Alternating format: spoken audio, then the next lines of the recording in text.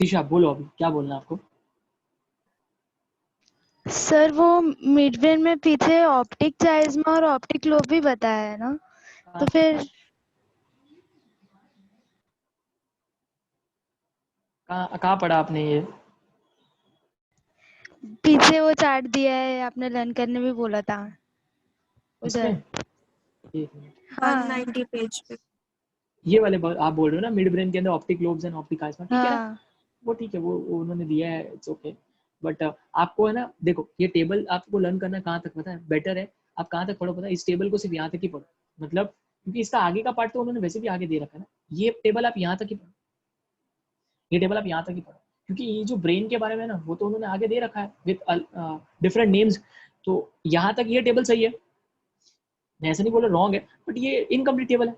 तो इसके आगे वाला ये वाला पोर्शन ये यहाँ से पढ़ो, क्योंकि यहाँ पे पूरा डिटेल में कि फोर ब्रेन में क्या हिस्सा है, मिड ब्रेन में क्या हिस्सा है, ठीक है। तो है ऑप्टिक काइज्मा एंड ऑप्टिक लोब भी उसके पार्ट है, बट आपको वो नहीं पढ़ना है इतने डिटेल में, नहीं पढ़ना बस, ठीक है, याद रख लो। और जब आप एग्जाम में लिखोगे, अगर आपको ब्रेन की पूरा ब्रेन को अगर हम लोग डिवाइड करने के बोले या बोले कि पार्ट्स ऑफ द ब्रेन बताओ, तो मेरे हिसाब से आप ये लिखो, इससे अच्छा ये लिख के आना, ये लिख के विद डिफरेंट नेम्स, ज्यादा अच्छा इंप्रेशन पड़े, ठीक है। Okay sir. वो ऑप्टिक आइज्मा आपने पढ़ चुका, ऑप्टिक आइज्मा तो हमने पढ़ा भी अभी, तो ऑप्टिक आइज्मा क्या होता है ना, वहाँ पर ऑप्टिक नर्व जो होते हैं वो आपस में एक दूसरे को क्रॉस करते हैं, ठीक है, इतना ध्यान रखना। ऑप्टिक लोब के बारे में उन्होंने नहीं बताया, कोई बात नहीं पढ़ना है, इतना डिटेल में नहीं पढ़ना, इनफैक्ट इसमें ऑलरेडी एक्स्ट्रा दिया हुआ है। चलो उसके बाद okay, next is the surface of the cerebellum shows convolutions. Convolution मतलब वही सल्काई एंड गायराई, जैसे सेरिब्रम के अंदर सल्काई और गायराई है, वैसे ही है ना। A number of nuclei lie deep with in each lateral और सेरिबेलर हेमिस्फीयर, इसके अंदर भी बहुत सारे न्यूक्लियाई होने वाले हैं, ठीक है। Over 30 million neuron lie in the cortex, ठीक है, फैक्चुअल है, नहीं पढ़ने की जरूरत है, ये भी याद मत रखो मेरे को। 3 pairs of myelinated nerve bundle or cerebellar peduncles connect cerebellum to the other parts of central nervous system. It is an important center which maintains equilibrium. Obviously, cerebellum का काम क्या है? Equilibrium maintain करना, equilibrium of the body, posture, balancing orientation, moderation of voluntary movements, maintenance of muscle tone, ये सब इसका काम, मतलब जितना भी बैलेंस से रिलेटेड काम होता है ना हमारी बॉडी में, जितना भी बैलेंस से रिलेटेड काम होता है वो सब इसका काम।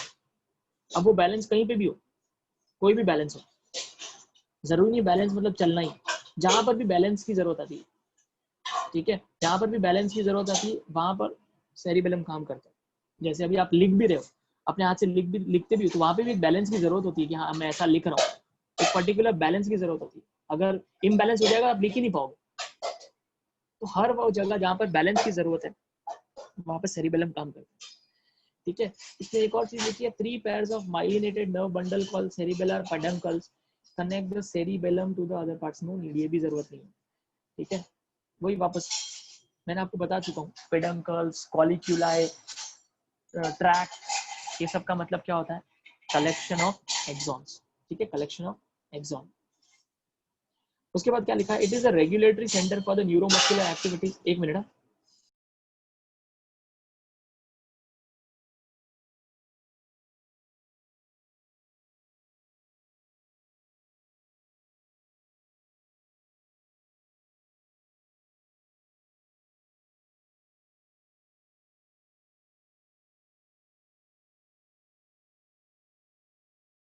ओके, हाँ, तो नेक्स्ट क्या लिखा है, it is a regulatory centre for the neuromuscular activities and control the rapid activities like walking, running, speaking. अब हम जब बोल रहे हैं तो देखो बोलने में भी एक कोऑर्डिनेशन होता है, ऐसे नहीं कि ठीक है आपको पता है यहाँ पर कि ट्रांसलेट करने का काम किसका है, प्रोकास एरिया का, वो ठीक है, ट्रांसलेट करना उसका काम है, बट सबका कोऑर्डिनेशन भी होना जरूरी है ना, लिप्स का कोऑर्डिनेशन, टंग का कोऑर्डिनेशन, वोकल कॉर्ड का कोऑर्डिनेशन, सब एकदम परफेक्टली कितना अच्छे से चल रहा है फिलहाल हमारे बॉडी में, जस्ट बिकॉज ऑफ सेरिबेलम। सब कुछ सेरिबेलम की वजह से, सब कुछ सेरिबेलम की वजह से, ठीक है। तो स्पीकिंग कुछ हद तक हम बोल सकते हैं, स्पीकिंग हम जब अब बोल रहे हैं, मैं बोल रहा हूँ, वो सब सेरिबेलम के कंट्रोल में, ठीक है। All activities of the cerebellum are involuntary दो में involve learning in early stages. पता क्या क्या लिख रखा है। आप सिर्फ इतना याद रखो कि जितना भी इक्विलिब्रियम या बैलेंसिंग से रिलेटेड वर्क है वो सब सेरिबेलम को दिया गया। ये जरूरत नहीं है, ये सब all the activities of cerebellum are involuntary है, कोई नहीं पूछेगा। मेडुला ऑब्लोंगेटा, मेडुला ऑब्लोंगेटा आप सबको पता होगा, इसका काम होता है हमारी बॉडी में जितने भी इनवॉलंटरी पार्ट, इनवॉलंटरी चीजें, इनवॉलंटरी जो भी चीजें सब इसके हाथ में। क्या है इनवॉलंटरी? पेरिस्टाल्सिस। पता है ना पेरिस्टाल्सिस क्या होता है? हाँ सर। पेरिस्टाल्सिस पता है? ओके, एक ने हाँ बोला है, बाकी लोग को पता है पेरिस्टाल्सिस क्या होता है? हाँ सर। पता है ना? हम खाना खाते, जैसे ही हमने खाना खाया तो हमारे खाना खाने के बाद जो खाना ईसोफेगस में गया, ईसोफेगस से स्टमक तक जाएगा कैसे? ईसोफेगस से स्टमक तक कैसे जाएगा? या फिर हमारे इंटेस्टाइन के अंदर जो हमारी इंटेस्टाइन की ट्यूब्स है, जेजुनम, इलियम, है ना, वो सब जो है वहां से खाना ऐसे आगे आगे पुश कैसे होता होगा? तो सब बिकॉज ऑफ पेरिस्टाल्सिस होता है। अच्छा, आप फील कर पाते हो? अब आप ऐसा बता पाते हो कि अरे हाँ अभी खाना मेरे ईसोफेगस से स्टमक तक गया? नहीं बता पाओगे। Involuntary, involuntary peristalsis. इसके बाद और क्या इनवॉलेंट्री? हार्ट बीट, हमारा हार्ट बीट वो भी इनवॉलेंट्री है, हमारे कंट्रोल में नहीं है ना। इसके बाद हमारे रेस्पिरेटरी रेट, रेस्पिरेटरी रेट वो भी क्या है? इनवॉलेंट्री है। वेजोमोटर एक्टिविटी, हमारे ब्लड वेसल के अंदर ब्लड इधर से उधर भाग रहा है कंटिन्यूअसली, इधर से उधर चल रहा है, सारा उसका काम जो भी है न्यूट्रिएंट्स पहुंचाना हर एक सेल को, वो पहुंचा रहा है। क्या आपके कंट्रोल में? आप उसको रोक सकते हो? नहीं। तो ये सारी चीजें जो है ये मेडुला ऑब्लोंगेटा के कंट्रोल में। अगर मेडुला ऑब्लोंगेटा को डैमेज हुआ, सब चीजें रुक जाएगी। आप भी सोचो, सबसे बड़ी चीज तो यही है, रेस्पिरेशन रुक जाएगा तो इंसान तुरंत मरेगा ही ना। इसीलिए सेरिबेलम को लगते ही इंसान ऊपर, ब्रेन के आगे वाले हिस्से में एक बार लग भी गया तो इंसान जो है पैरालिसिस हो सकता है। मैंने आपको पहले ही समझाया, उसको पैरालिसिस हो सकता है। बाकी उसकी बॉडी के अंदर वाली एक्टिविटीज एक बार के लिए चालू रहेगी, रेस्पिरेशन ये सब चीजें चालू रह सकती है। बट मेडुला ऑब्लोंगेटा को अगर थोड़ा सा भी लग गया ना, इंस्टेंट डेथ हो जाती है, इंस्टेंट डेथ हो जाती है ना। इसीलिए पिछले हिस्से में थोड़ा कॉम्प्लिकेटेड होता है। पिछले हिस्से में सेरिबेलम की इसकी बात नहीं है, मेडुला ऑब्लोंगेटा की नहीं बात है। पिछले हिस्से में बहुत सारे हमारे ब्लड वेसल्स भी है। अगर उन ब्लड वेसल्स को भी किसी को लग गया और ब्लड वेसल रप्चर हो गई तो ब्रेन तक ब्लड नहीं जाएगा तो भी मरने के चांसेस बहुत बढ़ जाते हैं। आपने एक बेस्ट एग्जांपल देखा होगा, एक क्रिकेटर था, कुछ 2014 की बात है, फिल ह्यूजेस। अगर जो भी क्रिकेट फैन होंगे उनको पता होगा, ऑस्ट्रेलियन प्लेयर है फिल ह्यूजेस करके। वो जब क्रिकेट मैच खेल रहा था ना तो एक बॉलर ने बॉल की थी, बहुत काफी फास्ट से गई और उसके हेलमेट में जाके पीछे वाले हिस्से में लग गई। ऑन द स्पॉट वो गिर गया, ऑन द स्पॉट गिर गया वो, और उसको होश आया ही नहीं, मर गया वो। सोचो इतना डेंजरस है। अगर किसी ने सुना होगा उसके बारे में, अगर नहीं सुना है तो आप सर्च भी कर सकते हैं, फिल ह्यूजेस करके। इनफैक्ट वीडियो भी है, जैसे यूट्यूब पे आप देख सकते हो, बॉल इतनी फास्ट आई और जाके सीधी हेलमेट में लगी। जैसे ही उसको पीछे वाले हिस्से में लगी ना, उसकी एक आर्टरी है जो ब्लड वेसल, एक ब्लड वेसल है जो ब्रेन को सप्लाई करती है ब्लड, वो रप्चर हो गई। और वैसे ही उसकी तुरंत ऑन द स्पॉट वो अनकॉन्शियस हो गई, वापस उसको होश आया ही नहीं। इतना डेंजरस होता है, इतना डेंजरस होता है। तो इसीलिए ब्रेन के हमेशा पीछे वाले हिस्से को प्रोटेक्ट करना ज्यादा जरूरी है। वैसे तो एज अ होल प्रोटेक्ट करने की जरूरत है, बट अगर इन केस अगर कुछ इंजरी हो रही है, कहीं गिर विर भी गए, तो अपने पीछे पीछे वाले ब्रेन के हिस्से तक अगर कोई हाथ रख दे, या उस समय इतना कंट्रोल नहीं रहता, बट फिर भी वहां पर तो इंसान बच सकता है। अदरवाइज बहुत ही डेंजरस का, तुरंत लगेगी रेस्पिरेशन रुक जाएगा, मरेगा, सांस नहीं ले पाएगा तो कैसे जिंदा रहेगा, है ना। ये चीजें हैं। हमारा मेडुला ऑब्लोंगेटा सारी इनवॉलंटरी एक्टिविटीज को कंट्रोल करता है। तो देखो क्या लिखा है, medulla oblongata is the posterior conical part of the brain and continues as spinal cord. Medulla oblongata आगे कंटिन्यू होता है एज अ स्पाइनल कॉर्ड। वापस इट हैज इनर ग्रे, आपको पता है अंदर ग्रे होगा इसके अंदर, क्यों? मेडुला एम से स्टार्ट होता है तो इसके अंदर ग्रे मैटर अंदर है और बाहर white matter. It controls involuntary vital functions like heart beat, respiration, vasomotor activities. मैं आपको बता चुका हूँ, वेजोमोटर मतलब ब्लड का इधर उधर चलना, है ना। ब्लड ऐसे कैसे चल रहा है इतना अंदर से, उसके लिए भी तो कुछ तो फोर्स चाहिए। फोर्स हालांकि कौन जनरेट करता है? हार्ट। बट फिर भी इधर से इधर एकदम परफेक्ट से चल रहा है वो सब, उसको बोलते हैं वेसोमोटर एक्टिविटीज, ठीक है, वो भी ब्रेन के कंट्रोल में। तो heart beat, respiration, vasomotor activities and peristalsis. It also controls non vital reflex activities like coughing, कुछ रिफ्लेक्सेस है वो भी कंट्रोल करता है, जैसे कफ करना, cough is a reflex, sneezing, swallowing, vomiting, yawning, ये सब रिफ्लेक्स एक्शन, ये भी मेडुला ऑब्लोंगेटा के कंट्रोल में। बट ये इतने इंपॉर्टेंट नहीं है, चलो ये कोई किसी के लाइफ में चले भी गए तो कोई इतना भी बड़ा ट्रबल नहीं है। मेन ट्रबल आप समझ सकते हो, इनवॉलंटरी एक्टिविटीज बंद हो जाएगी तो इंसान जिंदा रह ही नहीं सकता। और आप पूछ रहे थे कि फोर्थ वेंट्रिकल कहाँ है, फोर्थ वेंट्रिकल मेडुला ऑब्लोंगेटा के अंदर होता है। तो the cavity of the medulla, the cavity of the medulla, medulla oblongata के अंदर कैविटी है, इसको बोलते हैं फोर्थ वेंट्रिकल और मेटासील, और मेटासील, ठीक है। इट्स रूफ, किसके रूफ की बात कर रही है, वेंट्रिकल के रूफ की बात कर रही है। वेंट्रिकल के रूफ पे पोस्टीरियर कोरॉइड प्लेक्सस है। आपको पता है कोरॉइड प्लेक्सस का काम क्या था, सीएसएफ बनाना। तो आप समझ सकते हो कि समझो, बता रहा हूँ, समझो ये कैविटी है, ठीक है, ये कैविटी है जो कि किधर है, मेडुला ऑब्लोंगेटा के ये कैविटी है। अब इस कैविटी के रूफ पे, ये रूफ है समझो, इस रूफ पे क्या है, कोरॉइड प्लेक्सस। कोरॉइड प्लेक्सस क्या बताया था मैंने, जाल, ऐसी जाली है, टीव ट्यूब बोल सकते हैं, जैसे छन्नी कैसे होती है वैसी एक छन्नी है। तो जैसे इसके ऊपर से ब्लड पास हो रहा है, मैं सिर्फ ऐसे ही बता रहा हूँ स्कीमेटिक, ठीक है। अभी जैसे इसके ऊपर से ब्लड ऐसे पास होकर जाएगा, मैंने ब्लड हालांकि ब्लू ड्रॉ किया है, इसे डिफरेंट कलर ड्रॉ करने के लिए। जैसे इसके ऊपर से ब्लड पास होगा ना, तो क्योंकि इसके ऊपर ये क्या लगी हुई है, छन्नी जैसा लगा हुआ है, जो भी यहाँ से जो भी पार्ट सीएसएफ बनाएगा वो वाला पार्ट अंदर चला जाएगा, मिड इस कैविटी के अंदर चला जाएगा, और बाकी जो भी है वो आगे। तो इसीलिए ब्रेन के अंदर कभी भी आरबीसीज नहीं जाते, ठीक है, ब्रेन के अंदर सिर्फ प्लाज्मा जाता है, प्लाज्मा।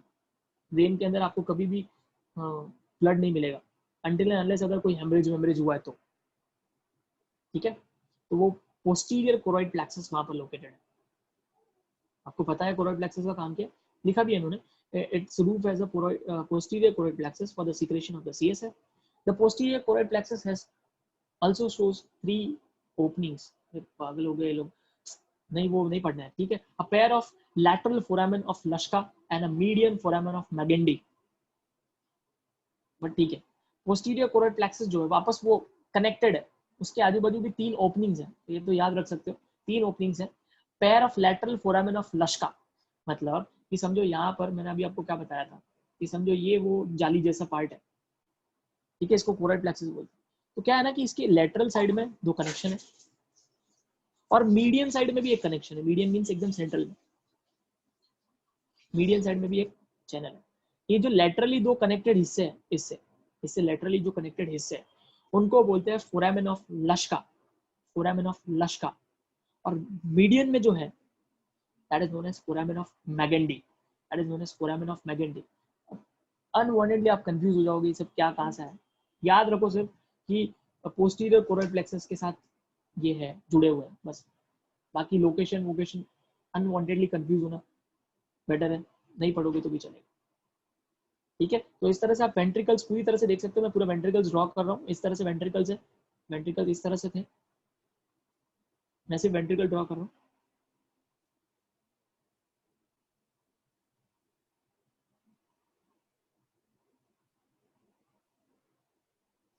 ये वेंट्रिकल है ना, ये फर्स्ट, ये सेकेंड, ठीक है। तो ये lateral ventricle, lateral ventricle, this is foramen, this is just a foramen, foramen, इसका नाम क्या था, फोरामेन ऑफ मॉन्रो।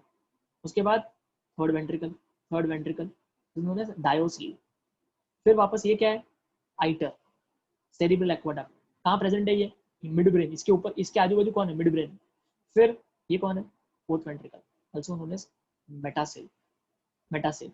और मेटासेल फिर वापस उसके अंदर भी कैविटी रहेगी और वो कैविटी फाइनली कंटिन्यू होती है स्पाइनल कॉर्ड के अंदर, स्पाइनल कॉर्ड के अंदर as a central canal, as a central canal. तो ये पूरा सिस्टम, और इसके अंदर पूरा क्या भरा हुआ है, cerebrospinal fluid, cerebrospinal fluid, cerebrospinal fluid ऐसे, ठीक है, समझ में आया ये।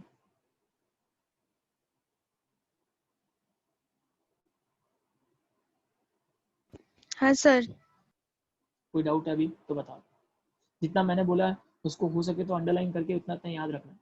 बाकी एक्स्ट्रा ये फोरामेन ऑफ मैगेंडी लश का कोई पूछेगा नहीं, फिर भी आपको अगर इंटरेस्ट आप पढ़ सकते हो, बट अनवांटेडली कंफ्यूज हो जाओगे। ठीक है, तो इतना ध्यान रखना है। अगर कोई डाउट है यहाँ तक तो मुझे बता सकते हो। आपका होमवर्क ये रहेगा, आप ये पूरा ब्रेन पढ़ोगे। पूरा ब्रेन मतलब अभी पूरा खत्म हो गया, 4 brain, mid brain, hind brain, एक बार पूरा रिवाइज कर, एक बार पूरा पढ़ लेना। कुछ ऐसी चीज जो मैंने आपको बोली है कि मतलब मैंने आपको बोला है कि नहीं पढ़नी है, उसमें डाउट है तो फिर रहने दो, और उसके अलावा अगर कोई डाउट है तो मुझे पूछना, क्योंकि इसमें बहुत कॉम्प्लिकेटेड भी है। और चाहिए तो साथ में एनसीईआरटी पढ़ के देखना, देखो आपको कितना सिंपल लगेगा एनसीईआरटी। कुछ नहीं दिया, सिर्फ पार्ट्स के नाम दिए, थोड़ा बहुत उसके बारे में बताया बस। तो प्लीज साथ में एनसीईआरटी लेके बैठना, स्पेशली जो लोग नीट देने वाले उसको साथ में पढ़ो। अगर एनसीईआरटी से रिलेटेड भी कोई वर्ड में डाउट है तो मुझे बता दो। ये आपका होमवर्क रहेगा, ये आपको करना है। ठीक है,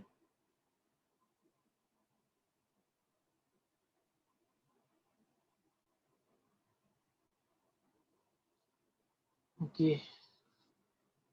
तो ये का पूरा ब्रेन खत्म होता है यहाँ पर।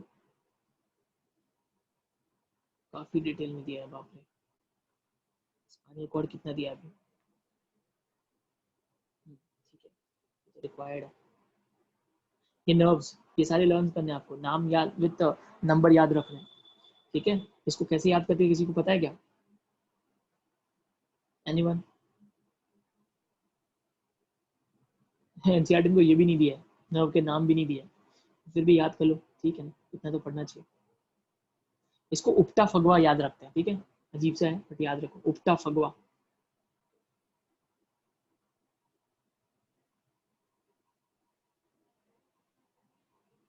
ऐसे याद रखते हैं। हाँ, स्टार्टिंग में कंफ्यूजन जरूर हो सकता है क्योंकि 2 3 ओ है, तो वो थोड़ा आपको याद रखना पड़ेगा कि कौन सा ओ क्या है। तो मैंने आपको सिखाया था कि ब्रेन के एकदम स्टार्टिंग पार्ट में एकदम ऊपर की तरफ क्या है, ऑल्फैक्टरी थे, तो वैसे याद रख सकते हो, ऑल्फैक्टरी है, फिर ऑप्टिक है, फिर ऑक्यूलोमोटर है। नाम है ना सिर्फ अभी तो olfactory, optic, oculomotor, pathetic, trigeminal, abducens, facial. उसके बाद ये जो है ना, इसको मैंने ए नाम दिया है, बट ए से नहीं है, इसका नाम है ना एक्चुअली स्पाइनल एक्सेसरी। एक मिनट, नहीं स्पाइनल एक्सेसरी नहीं है ये, फेशियल। उसके बाद I think auditory, obviously auditory, भी कंफ्यूज हो गया। हाँ, this is auditory, this is glossopharyngeal, this is vagus. इसमें ए लिखा है मैंने, बट याद रखना ये ए से स्टार्ट नहीं होती है, इसके अगले लेटर का नाम ए से स्टार्ट होता है। इसका नाम है spinal accessory, spinal accessory, spinal accessory, A use किया है।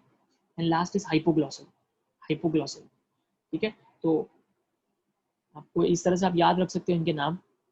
ठीक है, क्या है सबसे पहला, olfactory, optic, oculomotor, pathetic, trigeminal, abducens, facial, auditory, glossopharyngeal, vagus, audit, spinal accessory, hypoglossal, hypoglossal.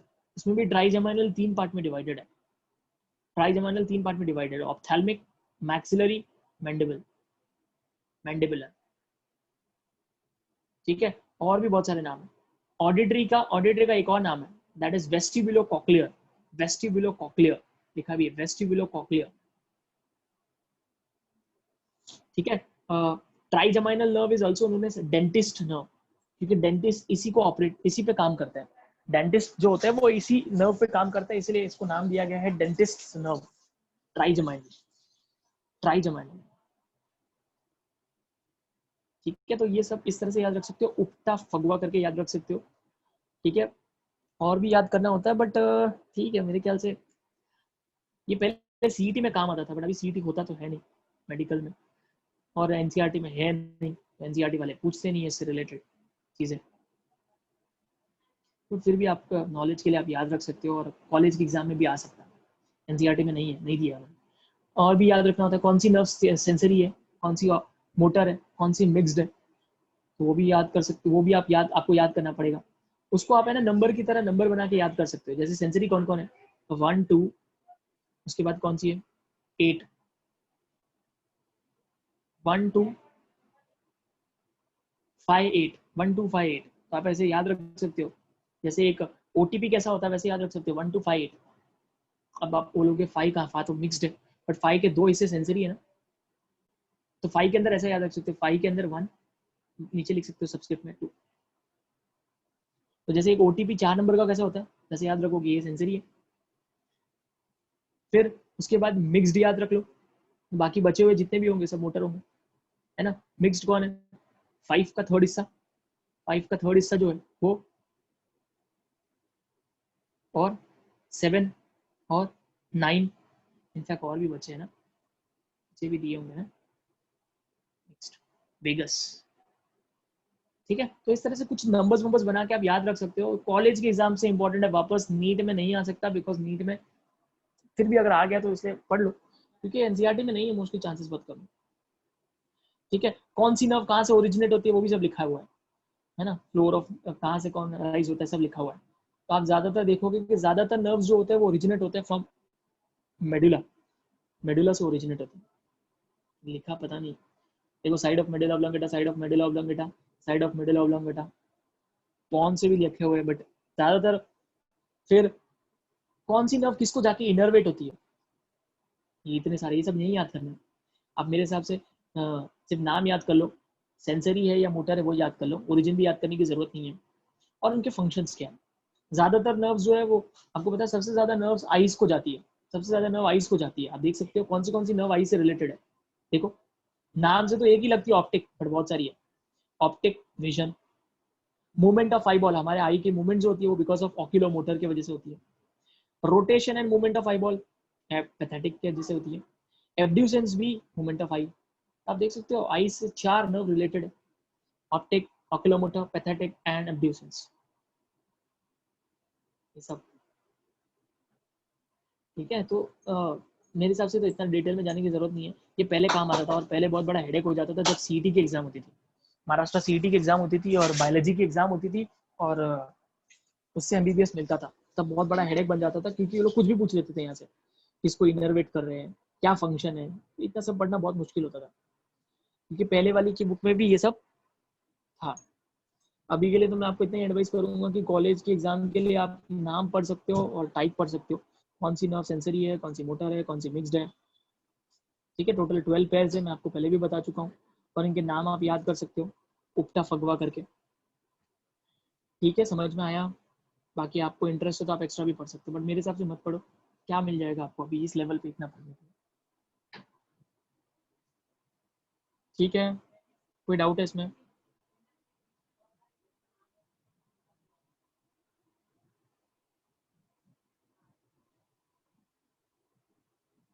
नहीं सुन पा रहे हो क्या? हेलो, कोई डाउट है? थक गए क्या? इसके पहले कोई नो लेक्चर था? Sir, no sir. तो फिर रिप्लाई क्यों नहीं कर रहे हो? चलो ठीक है, तो आपको निमोनिक अगर आपके पास पहले से कोई है तो वो यूज कर सकते हो, या फिर मैंने जो निमोनिक दिया उससे भी याद कर सकते हो, बट प्लीज स्टार्टिंग के 3 ओ का याद रखना, तो ना गड़बड़ कर दोगे। स्टार्टिंग के 3 ओ क्या है, ऑल्फैक्टरी, ऑप्टिक एंड ओक्यूलोमोटर, बाकी का याद हो जाता है। ठीक है, तो ये क्योंकि ऑलमोस्ट 12th में सबको पता होता है इसलिए मैंने बता दिया।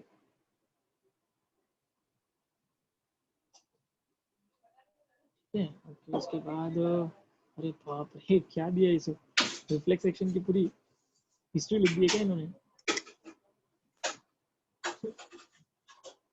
पूरा बीडी चौरसिया लिख दिया लगता है।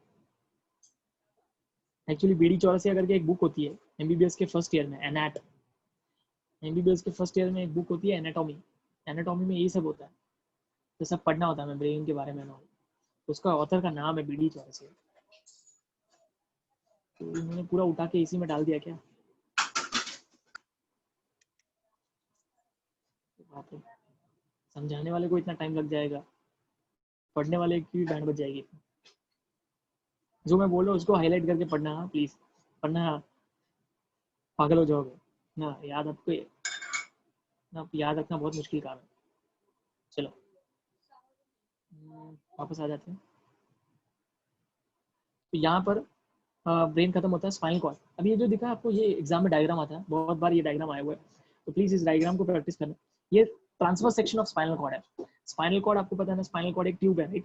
ये ट्यूब है, इस ट्यूब को अगर मैं कट करूँ बीच में से और उसको ऐसे साइड में करके देखूँ, कोई भी ट्यूब को आप ऐसे देखोगे तो आपको सर्कुलर दिखेगी। ये स्पाइनल कॉर्ड की ट्यूब है, ठीक है। स्पाइनल कॉर्ड का ट्रांसवर्स सेक्शन है। एग्जाम में बहुत बार ये क्वेश्चन आया बोर्ड्स में, transverse section of spinal cord को ड्रॉ करो, तो प्लीज इसको ड्रॉ करना सीख लेना। मैं इसके पार्ट्स बता देता हूँ पहले।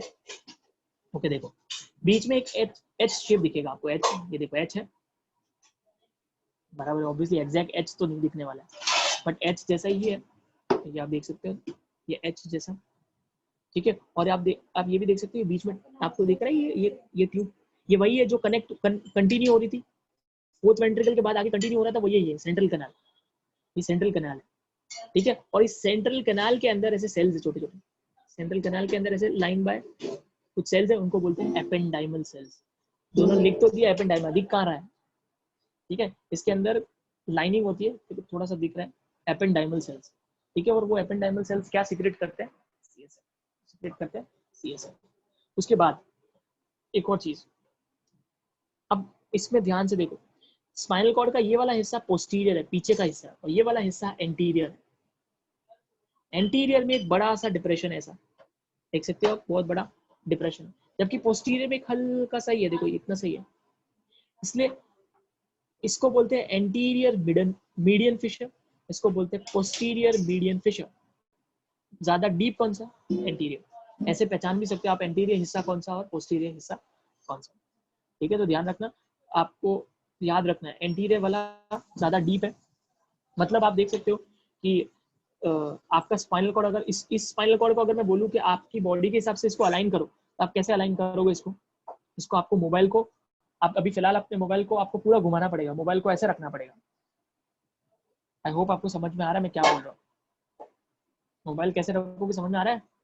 जैसे आप पढ़ रहे हो ना, उसके पूरे मोबाइल को 180 डिग्री घुमा दो और वैसे रखो, तो ये आपका स्पाइनल कॉर्ड बन जाएगा इस तरह से। क्लियर है कि मैं क्या बोल रहा हूँ? क्या पता आप समझ भी पा रहे हो कि नहीं, आई डोंट नो। क्या बोला मैंने, समझ में आया क्या? क्योंकि अगर आप इसी तरह से रखोगे तो फिर देखो ना, एंटीरियर पीछे हो जाएगा, है ना, एंटीरियर वाला हिस्सा तो पीछे हो जाएगा, पोस्टीरियर वाला आगे हो जाएगा। मैं बोल रहा हूँ इसी को आप अरेंज करो अपनी बॉडी के हिसाब से। तो ऑब्वियसली हमारे बॉडी के अंदर स्पाइनल कॉर्ड कैसे, फिर एंटीरियर वाला आगे होता है ना, तो एंटीरियर तो आपको मोबाइल को पूरा घुमाना पड़ेगा 180 डिग्री से, है ना। मतलब मेरे कहने का मतलब है कि आपका जहां पर भी ईयरफोन का जो इंसर्ट कर सकते हो, वो कहाँ जाना चाहिए, सामने जाना चाहिए, अपोजिट जाना चाहिए, आपकी बॉडी को फेस नहीं करना चाहिए। तो ये डायग्राम समझ पा रहे हो मैं क्या बोल रहा हूँ? रिलेट कर पाए हाँ क्या सर। कि नहीं कर पाए? हाँ सर। वो रिलेट कर पाए, ठीक है, चलो जो भी, ठीक है। ओके, तो anterior median fissure, posterior median Fisher.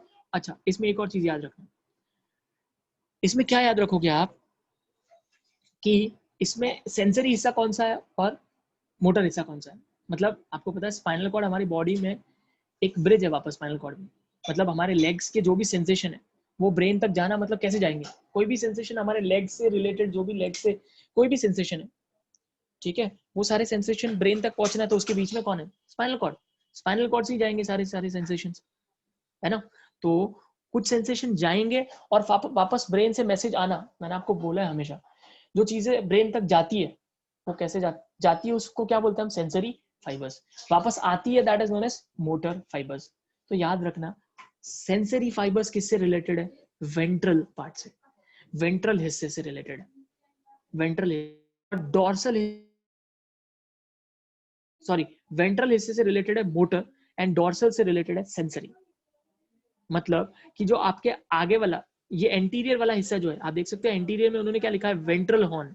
Anterior में क्या लिखा है, ventral root and ventral horn. को पहले ये समझाई दो अच्छे से। वो हॉर्न मतलब क्या होता है, प्रोजेक्शन। जैसे आप देख सकते हो कि देखो ये एच शेप है, वो ठीक है, एच शेप है, ठीक है, ये एच शेप है। अगर आप ध्यान से देखो तो इसके अंदर स्पाइनल कॉर्ड के अंदर एक ये हिस्सा है, ये वाला हिस्सा है, ये वाला हिस्सा है, ये वाला हिस्सा है, ये है, और ये और ये सब है। इनको बोलते हैं लैटरल हॉर्न, क्योंकि ये लैटरल है, ये लैटरल है, ठीक है, इनको बोलते हैं लैटरल हॉर्न, ठीक है। जो पोस्टीरियर की तरफ है उनको बोलते हैं डॉर्सल हॉर्न। ये जो दिख रहा है, ये जो अंदर है, स्पाइनल कॉर्ड के अंदर अंदर जो है, that is known as horn. तो ये डॉर्सल हॉर्न है, ये वेंट्रल हॉर्न है, ये वेंट्रल। जैसे ही वो हिस्सा बाहर आ जाएगा स्पाइनल कॉर्ड के बाहर आ जाएगा, अब वो हॉर्न नहीं, उसको बोलते हैं रूट। तो this is dorsal root, this is ventral root, ठीक है। अब स्पाइनल कॉर्ड में भी आप देखो, स्पाइनल कॉर्ड का नाम एस से चालू होता है, तो बाहर कौन होगा, व्हाइट मैटर, अंदर कौन होगा, ग्रे मैटर। तो आप देख सकते हो ये जो एच शेप है, ये पूरा ग्रे मैटर ही तो है, ग्रे कलर का ड्रॉ किया ना उन्होंने, दिस इज ग्रे मैटर। और ये जो ये वाला हिस्सा है, ये सब क्या है, ये ग्रे मैटर है, सॉरी ये व्हाइट मैटर है, ये देख रहे हो, ये व्हाइट मैटर है, ठीक है। तो एक स्पाइनल नर्व कैसे बनती है वो सुनो अच्छे से। स्पाइनल नर्व, मैं अब क्रेनियल नर्व की बात नहीं कर रहा हूँ, स्पाइनल नर्व स्पाइनल कॉर्ड से अराइज होगी। तो क्या होता है ना, मैंने अभी आपको बताया कि डॉर्सल रूट जो है वो किससे रिलेटेड है, डॉर्सल सेंसरी से रिलेटेड है, वेंट्रल किससे रिलेटेड है, मोटर से। तो क्या हो रहा है, ये यहाँ से बाहर निकलेगी और ये दोनों कंबाइन हो जाएगा। कंबाइन होने के बाद एक नर्व बनेगी, कंबाइन होने के बाद अब एक नर्व बनेगी। तो ये जो हिस्सा ये दिख रहा है आपको, ये वाला हिस्सा जो यहाँ पे ड्रॉ, मैं जिस पे लाइन ड्रॉ करूँ, वो स्पाइनल नर्व है। तो स्पाइनल नर्व बनी कैसे, किसके कॉम्बिनेशन से बनी, डॉर्सल रूट और वेंट्रल रूट। और आपको पता है डॉर्सल से कौन सा हिस्सा आएगा, सेंसरी, वेंट्रल से कौन सा हिस्सा आएगा, मोटर। और क्योंकि दोनों कंबाइन हो रहे हैं, इसीलिए ये वाली जो नर्व होगी स्पाइनल नर्व हमेशा कैसी होती है, मिक्स्ड। इसलिए याद रखना, जितनी भी स्पाइनल नर्व्स है, all the spinal nerves are mixed in nature. While cranial nerve, कुछ क्रेनियल नर्व सेंसरी हो सकती है, कुछ क्रेनियल नर्व मोटर हो सकती है, और कुछ क्रेनियल नर्व मिक्स्ड हो सकती है, बट स्पाइनल नर्व हमेशा मिक्स्ड होती है। क्यों, क्योंकि स्पाइनल नर्व का फॉर्मेशन ही देखो ना कैसे हो रहा है, वो बनी कैसे रही है, वो वेंट्रल रूट और डॉर्सल रूट को कंबाइन होने के बाद बन रही है। I hope it is clear, समझ में आया मैंने क्या बोला।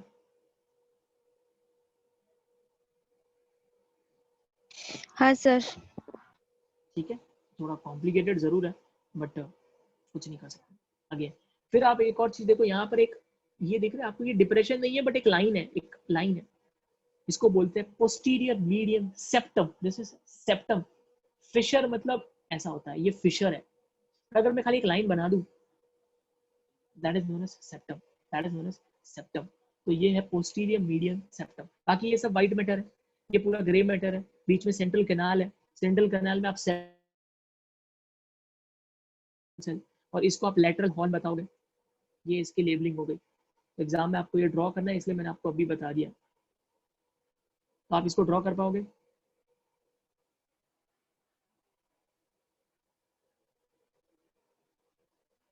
ड्रॉ कर लोगे अभी अलॉन्ग विथ लेबलिंग, या कुछ कंफ्यूजन है तो मुझे बताओ।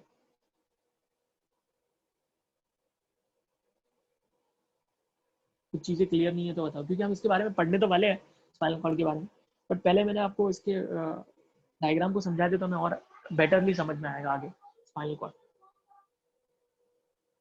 इसका डायग्राम ड्रॉ कर पाओगे या कुछ कंफ्यूजन?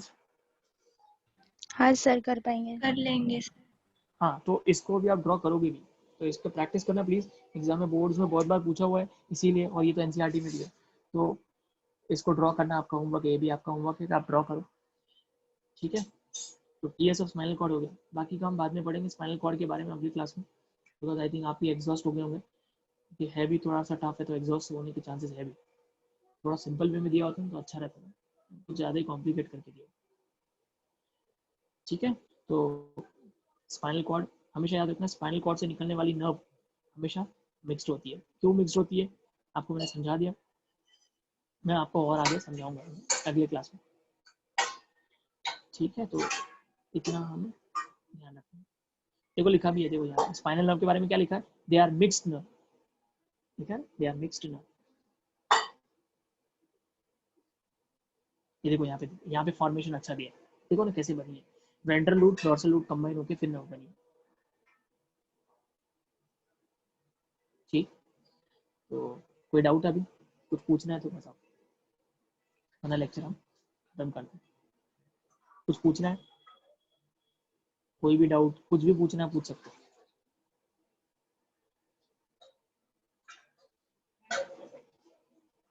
कोई भी डाउट नहीं, बस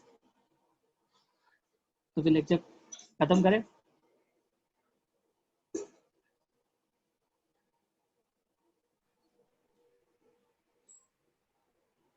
ओके हाँ बाय, सर। अगले क्लास में मिलते हैं, अगले क्लास में मिलते हैं, ठीक है। तो इतना पढ़ लेना, अभी भी आपको बोल रहा हूँ क्योंकि ये बुक बहुत कॉम्प्लिकेट करके दी हुई है, तो हो सके तो आप अपने तरीके से इसको रिड्यूस करने की कोशिश करो, ठीक है। पढ़ो, कुछ लाइन जो मैंने आपको बताई है उन लाइन को लिखो, अपने अलग से नोट्स बनाओ, और उसको तो आपको ज़्यादा अच्छे से याद भी रहेगा, रिवाइज भी हो जाएगा, सब कुछ हो जाएगा, तो आप अच्छे से लिख भी पाओगे एग्जाम। प्रॉब्लम ये है कि अगर मार्केट में बुक्स आई भी होगी जिससे आप पढ़ के लिख सकते हो, उसमें भी यही सब लिखा होगा आई थिंक, जितना मुझे लगता है। और उन्होंने बुक्स नोट्स कहाँ से बनाएंगे, इसी में से देख के, तो वो भी कॉम्प्लिकेटेड ही होने वाले। तो आई होप मैंने जितना बताया उससे अगर आप नोट्स बना पाओ खुद के, बहुत अच्छी बात है, ठीक है। चलो bye. Bye sir. Bye sir.